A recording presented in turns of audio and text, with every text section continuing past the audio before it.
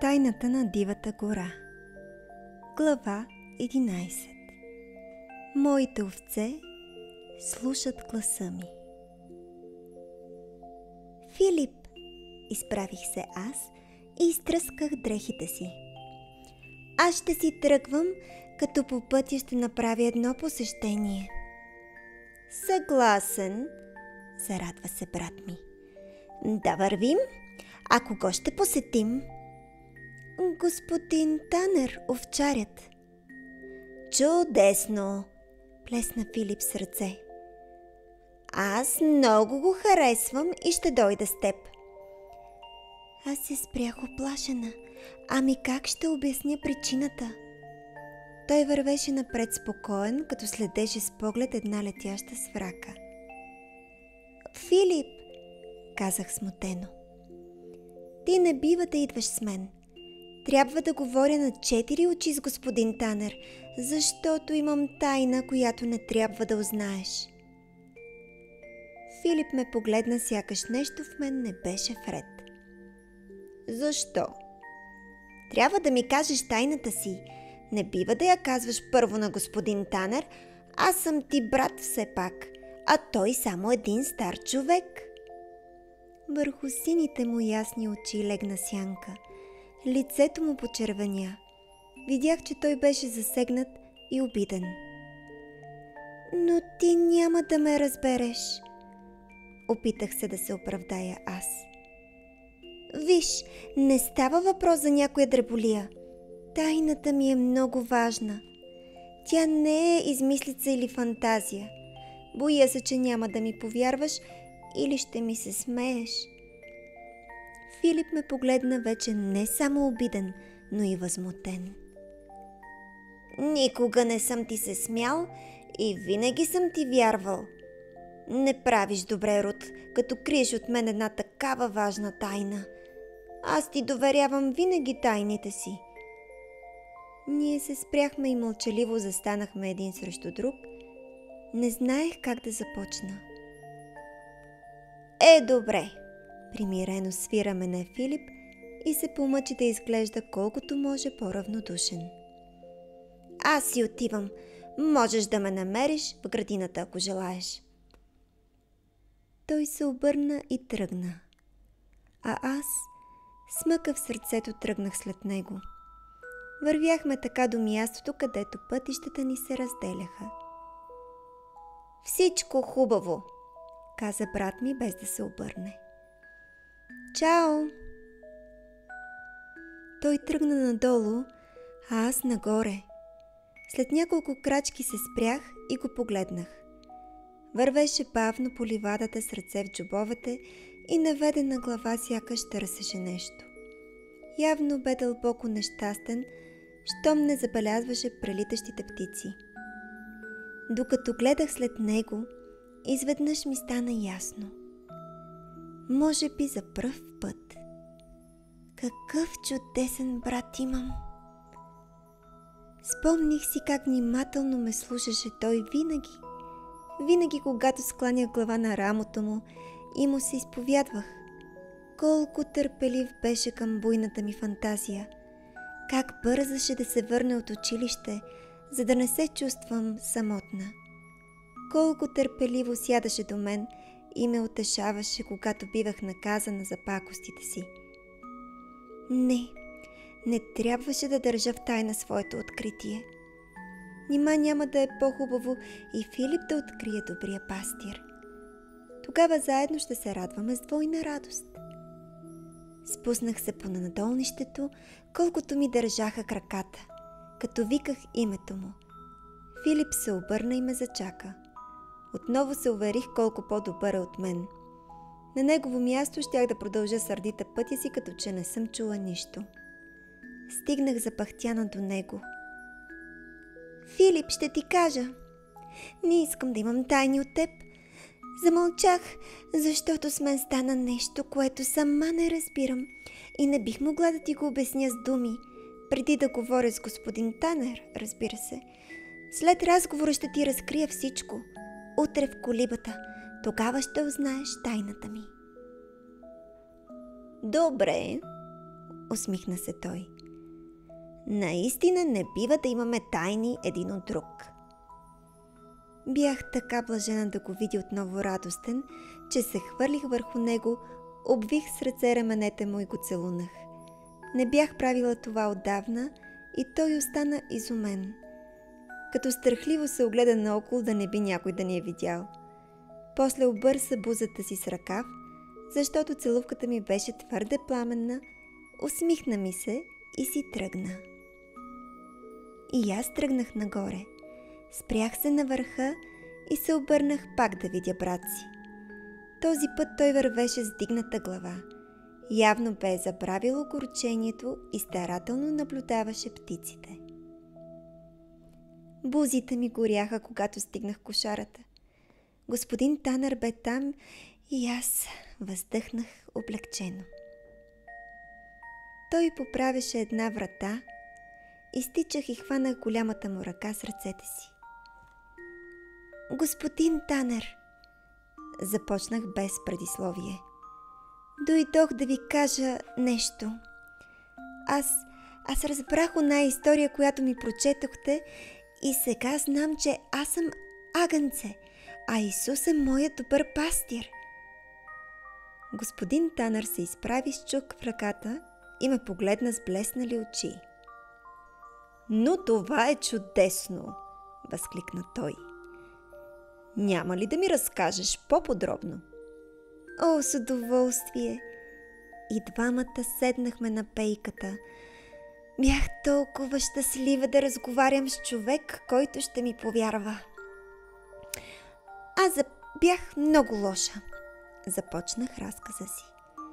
Избягах от къщи и цяла нощ останах сама в една тъмна църква. Сутринта пасторът ме намери и ме заведе в къщи. Там ми показа една изгубена овца. Точно като вашето агънце, господин Танър, и един овчар наведен над пропаста. Овцата бе избягала също като мен, а овчарят бе като Исус Христос, защото той умря на кръста за мен. Затова, като се прибрах към дома, аз го помолих да ме намери и да ме направи добра.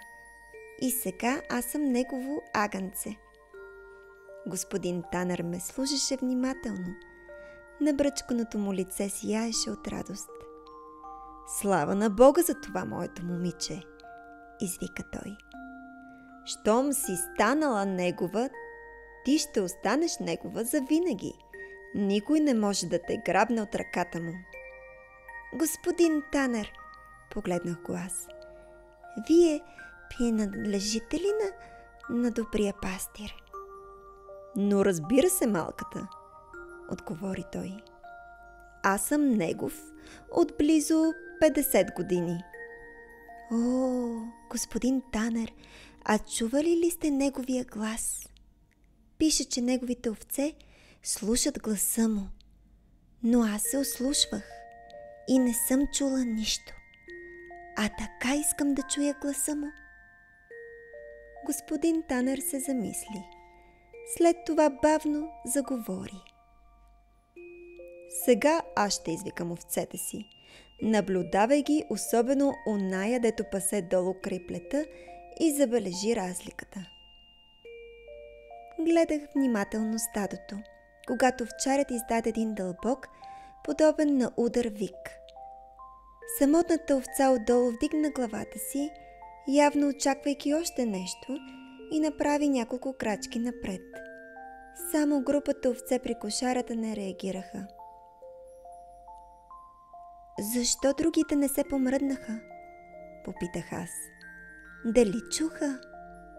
О, да, те ме чуха много добре.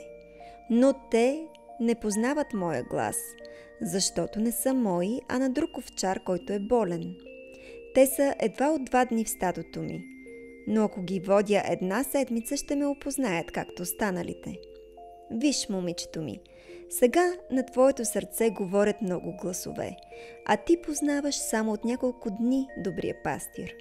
Затова още не си се научила да разпознаваш гласа му, защото той е един тих и нежен глас. И какво да правя тогава? попитах аз. Работата е такава, отвърна овчарят след нова пауза. Не ти ли се иска някой път да станеш отново лоша? О, да, и то често, извиках аз. Преди да избягам, почти всеки ден ядосвах Леля. Значи, продължи господин Танер, запомни това. Когато ти се прииска пак да станеш лоша, да знаеш, че в сърцето ти говорят два гласа. Единият е на врага, който те кара да зарежеш всичко, да безнееш и крещиш. Но ти послушай другия, благия и нежен глас, който те подканва да бъдеш кротка и послушна. Той е на добрия пастир. Ако се научиш да ги разпознаваш тези гласове, така той ще ти говори навсякъде и винаги. На мен добрият пастир ми говори и на полето, и когато си чета Библията. Библията не е обикновена книга за прочит. Тя е гласът на моя Спасител, отправен към мен. В това време овцете чули познатия глас, се бяха приближили съвсем до нас. Те се трупаха към него и го гледаха с влажните си очи. Щом спря да говори, те отново се върнаха да пасат. Скоро ще ги стрижа, каза овчарят. Аз скочих и грабнах ръката му. Благодаря ви, господин Танер. Сега ще си отида вкъщи и сигурно ще чуя скоро глас, който ме кара отново пак да стана лоша. Не си пожелавай това, отвърна той. И не прави опити да се опазиш сама. Само твоят Спасител може да те опази. Господин Танер говореше с голяма сериозност. Тези думи, и докато се прибирах напряко през полето, аз си мислех върху тях. Колко вярно беше, че никога не можех сама да удържа пристъпите на гняв, които ме заливаха. Наистина тъжно. Но това беше факт. Филип го нямаше в градината, затова влязох вкъщи да го потърся. Чух гласове в трапезарията. Беше минало времето за следобедния чай. Бях закъсняла. Не бях предвидила това. Влязох гневно в стаята и хвърлих поглед към Леля. Рут, каза тя остро. Пак закъсня. Няма да търпя това. Сядай без да се оправдаваш. Лишавам те от шоколадовия сладкиш. Това беше ужасно наказание. Той сладкиш бе моята слабост. Още повече, че рядко се появяваше на трапезата ни. Тропнах с крак и вирнах глава. Цялото ми щастие се изпари. Порой от гневни думи избликна от сърцето ми. Тък му щях да отворя устата си и изведнъж си спомних. Ако изпадна в гневен пристъп, няма да мога да чувам нежния глас на пастиря, а щом не го чувам, той вече никога няма да ми говори. Беше ми страшно тежко да задържа напора на гневния поток, затова стиснах устата си с ръка. Изтичах насред стаята и се заслушах напрегнато, докато Леля и Филип ме гледаха вкаменени. Какво ти е? Попита Леля. Да не си ухапа езика.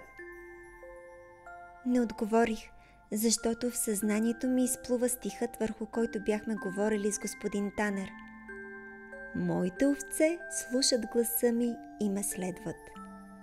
Да следваш добрия пастир означава да приличаш на него, а за да му приличаш трябва да скъсаш с крясъците, с сърдните и с нервите. Помогни ми да те следвам, шепнех аз в сърцето си. Отнеми гнева ми, по-скоро, моля те. Въздъхнах дълбоко, снех ръката си и я пъхнах в джоба. Седнах без да кажа нито дума на стола. От гнева ми нямаше и следа. Леля още ме гледаше със страх, сякаш се боеше от мен. Но аз мълчаливо задъвках сандвича си. Отбягвах да гледам сладкиша, защото се боях да не би пак да кипна. Останалото време мина в мълчание. Накрая Леля каза, че трябва да си лягам, защото все още съм слаба от болестта.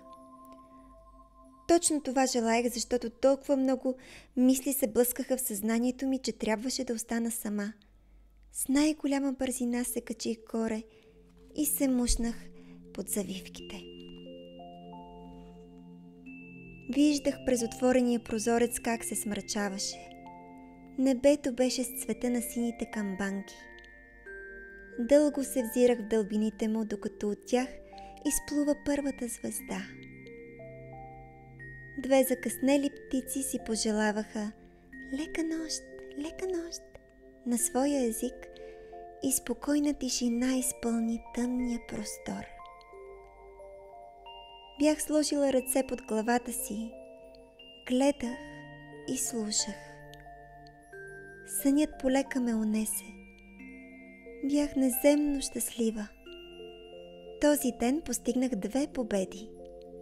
Чух гласа на моя добър пастир и се изкачих на едно съвсем гладко дърво.